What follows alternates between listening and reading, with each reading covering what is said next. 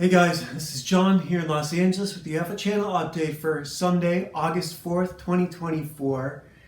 And today's episode is sponsored by the Legacy of a Mad Scientist audiobook here on this channel for you to listen to for free. It's 13 hours of science fiction fantasy about a young girl and her brother who go on the run from the government. And then we have the sequel to that, Legend of Ashley Fox, where she and her brother are now orphans and living at an orphanage up against a gang of serial killers. And then there is in the description for you guys a PDF comic book, Ashley Fox, The Last Valkyrie, where Ashley Fox and Reverend Wolf and Valeria take on a gang of child traffickers. And those stories are sponsoring tonight's look at Zero Number 10 by Image Comics, written by Alice Cott and a new illustrator who I will look up right now. Illustrated by Michael Gatiss. Zero Number 10. And it begins the way many of them have begun with Edward on a hillside in old age, bald, missing one eye, and he's about to be killed by a young man of mixed race, which is never insignificant in any work of fiction these days. Here he is with his hands red from the rivers of blood that he has shed. Oh my God. What it really is he's infected. If you look down here at this panel, he's got a growth on his hands. They believe this was back in episode 4 or 6 maybe. They visited a hangar that was infected. The rest of this episode is just him living a solitary assassin's life where you basically sleep, eat, and work out. I like the art in this one. The guy's not really being asked to do much. Kind of like an assassin in his downtime.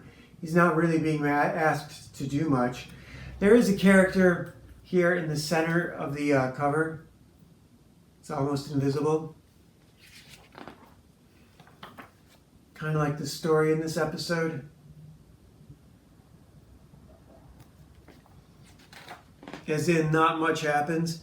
He's a guy, he's a cook. He lives in a small town. He eventually gets a girlfriend. Kind of like the last one where Zizek had a girlfriend. That stuff, though, is about him as a little kid. That's not about him as an adult here. Though he does have a girlfriend in this town.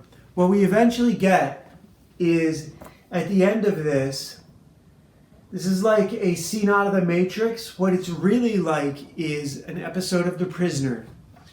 And recently, one of these, it was a character named McGowan. And McGowan could be a little bit of a MacGuffin because now this girl tells him that everyone else is just actors. She could be crazy. She could be autistic.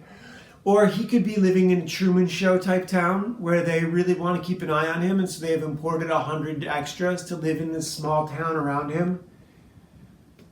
Supposedly it's been done before. And look at all these pop culture references.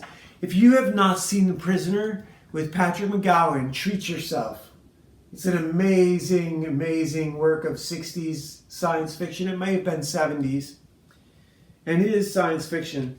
This girl is telling him that he doesn't exist and everyone around him is an actor and that they're all here to keep an eye on him, essentially, and blah, blah, blah. Basically, nothing happens. It's waiting for Godot. If you're not familiar with absurdist theater,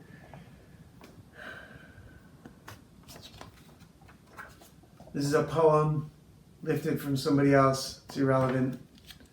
It only means anything to the author. I know because I've done that before. So this is 010. Kind of a throwaway issue, if you ask me. Here we have the box for Wildwood Tarot for our card today before we do the Ratchet turns, as the Ratchet turns. Here's the book. And today's is a great one, the Knight of Arrows, the Hawk. This is just a beautiful card. You know, part of drawing and loving art of comics is the art of nature. When you see a well-drawn horse or well-drawn wolf or a well-drawn bird in flight, some artists can overdo it, but this is really quite nice. Colors are nice. The hawk. So, how the world turns, right? What I want to say about forget Kamala Harris. Have you guys seen the race war that started in Europe, in England? I told you it's going to happen. Sweden and Ireland are next.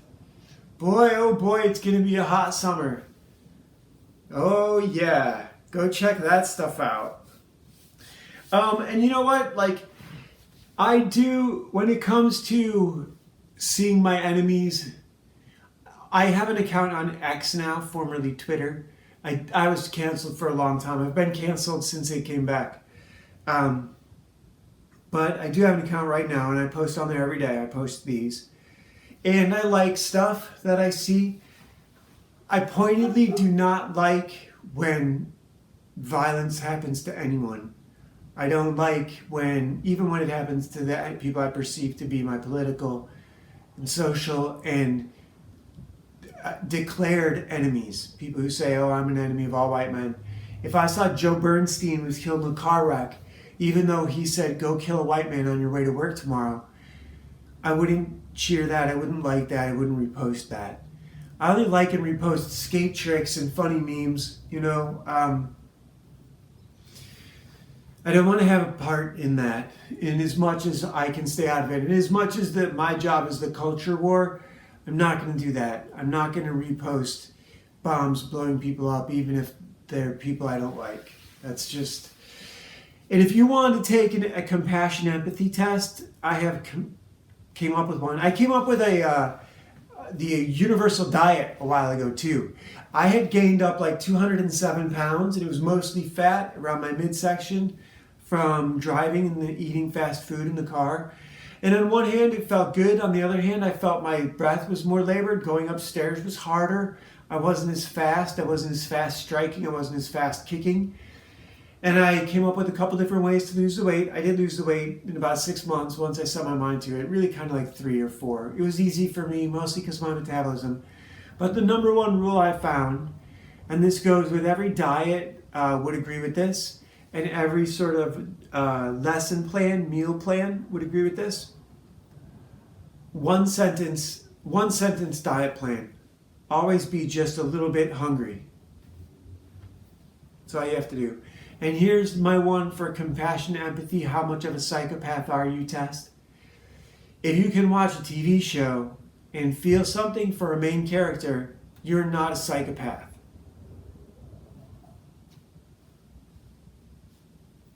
Psychopaths don't feel anything. Certainly not for television characters. If they watch sports, it's because they're betting on a game. They don't root for a team other than in as much as it makes them fit in. I read the book and watched the movie for The Air Up There that George Clooney won. And one of the things the main character did in that book was root for the home team of whatever town he was in. He just wore it like a shirt. And I guess if you know enough about sports, you can do that. But I don't care about those shallow interactions like at the checkout with someone else who's wearing a jersey. I go to self-check. I don't buy alcohol, so I don't know. To me, yeah, that's unnecessary. So culture war, it's coming to you. It's coming to you real fast. Your skin is your jersey. They're not going to let you say, oh, I'm on your side. They're going to stab you like that guy that happened in Baltimore like a year ago. Christmas, December 17th, I think, wasn't it? Some guy was kicking cars and like those e-bikes, those e-scooters. Some guy was messing him up. And a white guy said, yo, man, chill. And he stabbed him with a foot-long knife. Doesn't matter whether or not you vote Democrat. You're a white guy. Wake up, America. See you tomorrow.